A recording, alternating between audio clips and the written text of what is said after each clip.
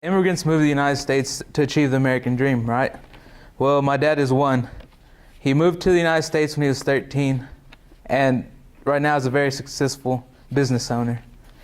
He is my role model, just the way he has lived his life, loving God and just achieving what he's wanted. He came when he was 13, and he didn't know one word of English, not one. He said he went through his first year of middle school, and he just wanted to quit. He just ready to go back to Mexico. He didn't want to try anymore. But his dad told him to try again, and he finally started picking it up. And he got through high school. High school, his senior year, he was like, oh, I don't want to go to college. I need to work, help my family out. Well, his football coach came over to him, handed him a stack of Pell Grants, told him to fill them out and see what he could do. And my dad was able to go to work, get through West Texas College, get his basics out of the way, and then he went off to Texas Tech and worked again and worked, and he worked full time. Didn't have any time to do any activities like going to Tech football games, which everybody wants to do. And he just worked because that was the day that they were most busy. He got more tip, and he was able to pay for his rent and his bills and everything. And he just sacrificed all that stuff so he could be successful. He graduated with a degree, a bachelor in petroleum engineering, which is something not very easily achieved. It takes a lot of hard work. He came out of college and he had to work at the unemployment office in Hereford. He was just helping out there. It helped him out that he was bilingual, so it was easier to get him a job. After that, he moved to Amarillo, started working for Bernard Ray Tillery at Amarillo Test and Engineering, which he now owns after 20 years working there.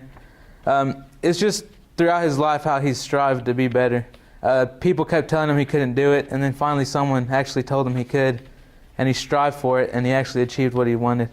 Now he owns his own business, owns like 15 vehicles, owns season passes, 8 season tickets to every Tech game at home.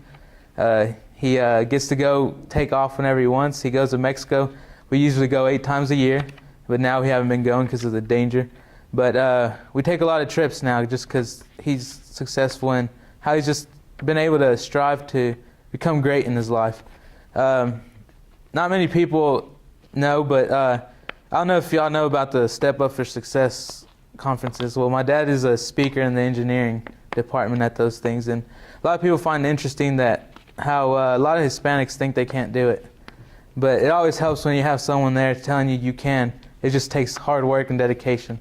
That's why my dad is inspires me to be better, and I can now see that I can do it. If he was in way worse situations than I was, there's no reason I shouldn't be able to do it.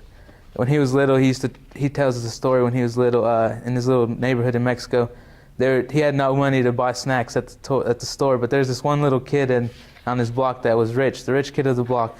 And they all hung out with him, and he'd go, and in the Mexican snacks, they'd have a little toy in them, if y'all don't know. And he'd go and buy all the ones on the shelf. He'd just buy them all out. And the little kid, the rich kid, all he wanted was collect the toy. So he'd take the toy out, and he'd keep it, and then he'd hand off to all his friends the little snacks. And that's how they were able to have snacks from the store. And it's just, he sees himself, and it's just great how you see how much he's advanced since his childhood. And he gives tribute, all of it, to God, just because that's what's been behind his whole success. And he's my role model, and he's always been my role model just for his great achievements he's had so far in his life. The artist Michael Lunick once said, "Love one another and you will be happy. It's as simple and difficult as that." Kelly Frick happens to be one of the most loving and happiest people I know, so I'm sure she can testify to the truth in that statement. Kelly has been a close friend of my family for several years now, and I can say with all honesty that I haven't met anyone quite like Kelly.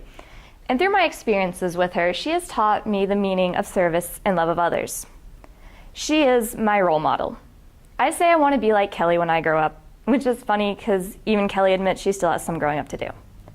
Now, before I had ever even heard of Kelly Frick, she took a position in Dalhart working for Child Protective Services. She wasn't there very long, maybe a good 6 months, but it really became her foundation for understanding how to work with children who have suffered through domestic violence. And since moving to Amarillo, she has been able to build upon that foundation. She's become an ardent supporter of the pro-life ministries, where she annually works for the pro-life banquet and she helps with their silent auction. And she also has helped found Sanctuary Zone. Sanctuary Zone is a shelter for children who have suffered through domestic violence, and she currently writes a newsletter for them. Kelly is a stay-at-home mom now, and she homeschools her young daughter Josephine. And Josephine, for many reasons, is her miracle child, and Kelly thanks God every day for her. The love that Kelly has for her daughter Josephine and her husband Brian is simply astounding, and she has been able to carry that love of her family over to my own, where somehow in her busy schedule, she finds time to come over to my house and help my mom out. She has been there for my family in a time when we really needed someone. And by being there for my mom, she showed me that my mom is someone who deserves my respect and love, something I didn't really understand until Kelly came into my life. Kelly has also been there for me in a more direct way. If I was ever having boy problems or just needed advice, she was there to listen. No matter how silly or mundane the topic, she would listen. Her biggest impact on my life, I would have to say though, is her example of faith in action. Kelly is not the type of person to simply say what she believes in. She lives what she believes. If you were to ask her what she thought was right and wrong, she would most definitely tell you.